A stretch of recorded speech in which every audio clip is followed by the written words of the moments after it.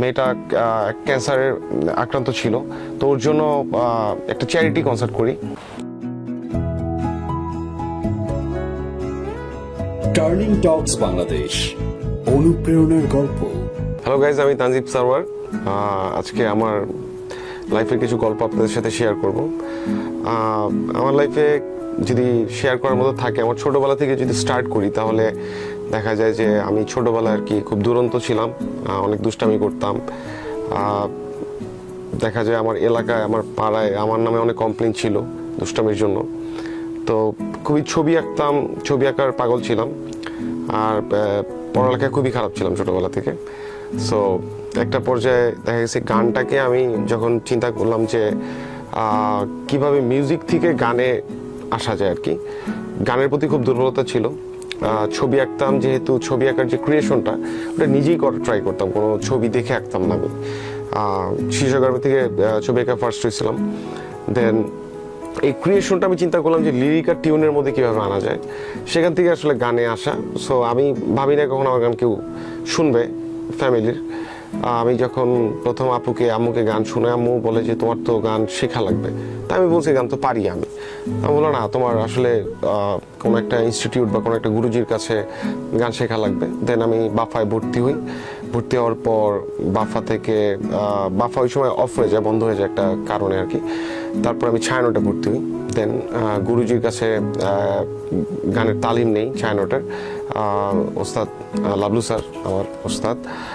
দেন ওইখান থেকে আর কি গান রেওয়াজ করা, প্র্যাকটিস করা। দেন এই তো এভাবেই আর কি মিউজিক আসে আমার। আসলে আমার লাইফের টার্নিং পয়েন্ট আমি বলবো যে আমি কোনোদিন মিউজিক ভিডিওতে নিজে মডেল হতে চাইনি। তার আগে যদি বলি, আমি আমার গানের লিরিক টিউন নিজেই করেছিলাম, বাট আমি সিঙ্গার হিসেবে নিজে গান গাবো এটা সাহস করিনি। এবার পরবর্তীতে আমাকে অনেকেই বলে যে আমাকে গান গাইতে আর কি। আমার যে প্রথম বাফার যে ম্যাম ছিল, সে আমার ভয়েস শুনে আমাকে বলছিল যে তোমার ভয়েস অনেক মেলোডি, তুমি যদি গান করো তুমি অনেক উপরে যেতে পারবা, ভালো করতে পারবা। সো ইন্সপিরেশন থেকে আমি গানে আসি। দেন গান করার পর মিউজিক ভিডিওতে যে নিজে মডেল থাকবো বা স্ক্রিনে কোনো রোল প্লে করবো, এটা আমার আসলে কোনোদিনও আমি আশা করিনি বা ইচ্ছা ছিল না। তো তানিম রহমান অংশু ভাই, যে প্রথম আমার মেঘমিলনের ডিরেক্টর, সে আমাকে মেঘমিলন মিউজিক ভিডিওতে ফোকাস করে। ওইখান থেকে আসলে বলবো আমার টার্নিং পয়েন্ট শুরু। তারপরে হচ্ছে দিল আমার মিউজিক ভিডিওতেও সে আমার অনেক সাপোর্ট দিয়েছিল। তখন আমার ফাইন্যান্সিয়াল এত সাপোর্ট বা ব্যাকিংস আমার ছিল না অডিও কোম্পানিগুলো থেকে, যেহেতু আমি নতুন ছিলাম। আর তারপরে অংশু ভাই সেই একটা প্ল্যান করে এটা মিউজিক ভিডিও কক্সবাজারে শুটিং করে দিল আমার। দেন এটা টিভি চ্যানেলে বা সব জায়গায় রেডিওতে অনেক বেশি প্লে করা শুরু করে, টপ চার্টে চলে যায়। দেন এখান থেকে অডিয়েন্সরাও খুবই এটা পছন্দ করে দিল আমার গানটা। তারপর মিথ্যা শিখালি, তারপর ডুবে ডুবে, মানে 1 by 1 আসে।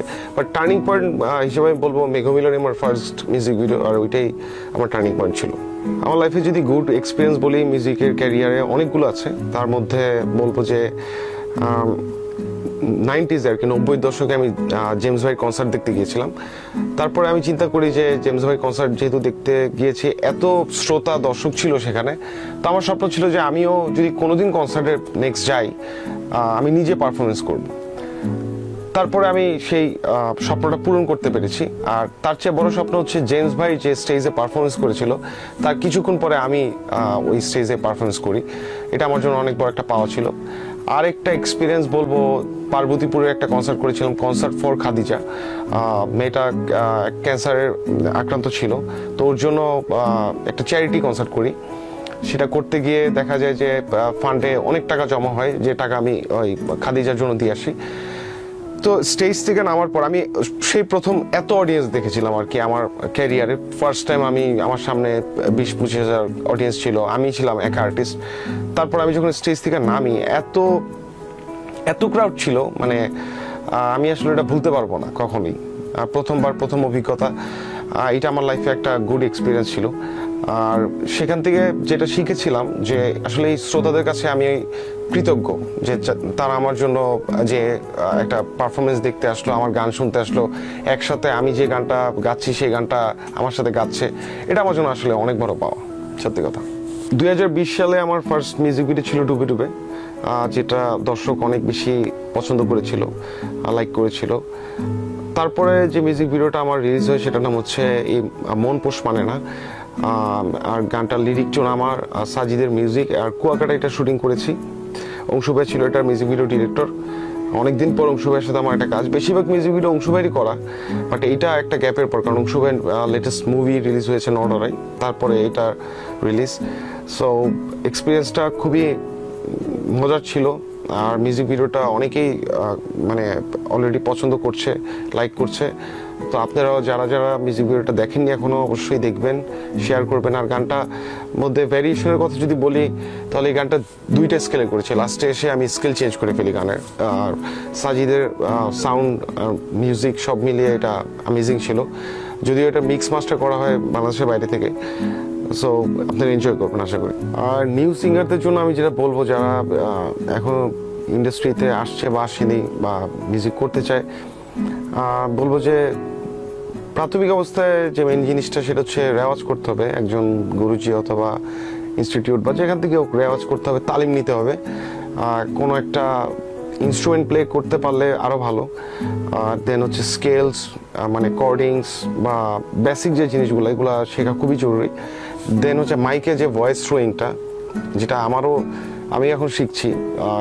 যতটুকু আমি প্র্যাকটিস করে এই পর্যন্ত এসেছি, চেষ্টা করেছি যে থ্রোয়িংটার ব্যাপারে ফোকাস করতে। থ্রোয়িংটা অনেক ইম্পর্টেন্ট। দেখা যায় যে আমি ছায়ানটে পড়তাম, তো সুর ভয়েস দিয়ে যখন কোনো মুরকি বা আলাপ দিতে ট্রাই করতো, তখন যে মেজাজ যে জিনিসটা বা থ্রোয়িং এর যে জিনিসটা, এটা বাদ দিয়ে দেখা যায় যে সুরের দিকে ফোকাস করতো। তখন দেখা যায় ভয়েসের টোন যে চেঞ্জ যে ব্যাপারটা, ওইটা চলে আসতো। মানে ওই থ্রোয়িংটা যে একটা স্মুথ থ্রোয়িং, ওইটা বের হইতো না। কারণ যতই রেওয়াজ বা যাই করুক, মাইক্রোফোনে ভয়েস থ্রোয়িংটা খুবই ইম্পর্টেন্ট। এটা নিউ কামারদের অনেক জানা জরুরি। আর হচ্ছে আমি এটা শিখছি, এখনো ট্রাই করছি। আমি যতটুকু জানি সেটা আপনাদের সাথে শেয়ার করলাম। দেন হচ্ছে গিয়ে গানের সুর বা কথা, এটার দিকে ফোকাস করা উচিত। ভালো সুর, ভালো কথা। তারপর হচ্ছে মিউজিক কম্পোজিশন যে ব্যাপারটা, ওইটা।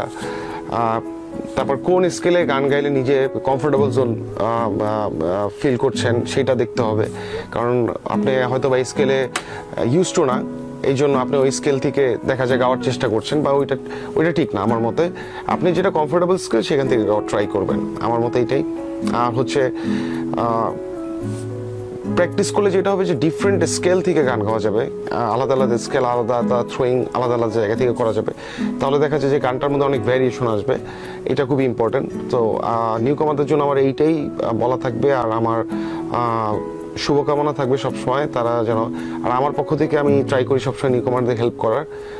সো আমি চেষ্টা করবো সবসময় নিউ কামারদের সাথে থাকার। Thank you.